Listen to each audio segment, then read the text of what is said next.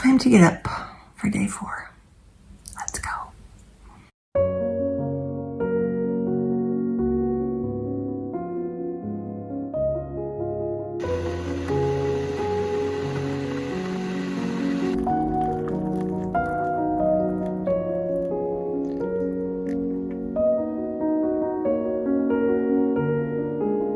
It is day 4, July 11th, 2024.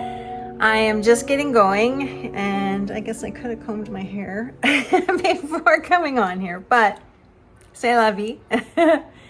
There is some construction going on next door, so if you can hear that, I apologize. As I'm starting this day, though, I'm in a very different emotional space than I was yesterday. And I think a lot of it has to do with something that occurred last night, which was I watched the Indiana Fever WNBA game. And I also watched a few of my own videos here on YouTube. So let me explain what I mean. When I was watching the Indiana Fever game, and I'm not going to tell you the results in case you watch the replays like we do a lot of the time, I was struck by the artistry of the game and particularly of Caitlin Clark. I have loved basketball for my whole life, and I've always appreciated great artistry like Magic Johnson, Kobe Bryant. I have lots of people that I've admired over the years. And I just thought, that is an example of someone, Caitlin Clark, who is not only doing what she does well, but she is doing it with such artistry that it takes it to a whole new level. And so after the game and after I did a couple of other things, I decided to watch a couple of my own videos here on YouTube, because the truth is that when I post these videos, when I'm in the process of making them and when I publish them, I'm really thinking of them as artistic expressions of myself with a capital S. They're not just videos that I put together willy-nilly. I really think about them, and I try to convey something through the imagery and the music and the things that I just put together in these short little videos. And I thought to myself, that is something that we can do more of. We can live more from the place of artistry within ourselves. We all have that. We all have some area of life, maybe multiple areas of life, where we can bring that natural artistry to the fore. And I thought, how would it look if I infused the act of working on my novel or working on my French or doing anything like that or related to my business? How would that look if I infused a more artistic sensibility into it? I'm not exactly sure what that looks like. I'm just asking the question. And so that's what I would like you to ponder today. Now I'm going to go get started. So in a little bit, you'll hear about any progress that I made today on my projects. I may go get a little something from the boulangerie today because I haven't done that in a while.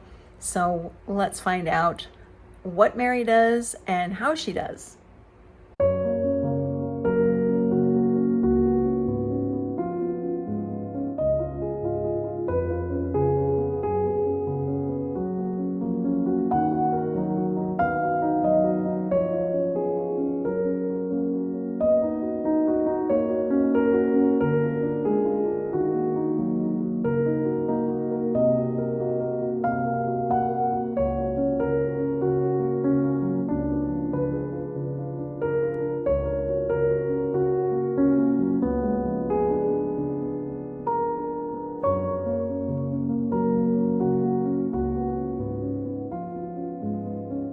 It is 5 p.m. and I am calling it a day. I just enjoyed a beignet avec chocolat. I meant to save it until after dinner, but I just couldn't help myself. I love beignet and it just looked too delicious, so I had to have it. On the plus side today, I did make some progress with my novel rewrite in terms of my main character. what I realized is that I want to make her into someone who I really want to get to know, someone I really want to spend time with. She already has some of that, but I want even more. When I was thinking about books that I've loved, it's because I want to spend time with the character or the characters.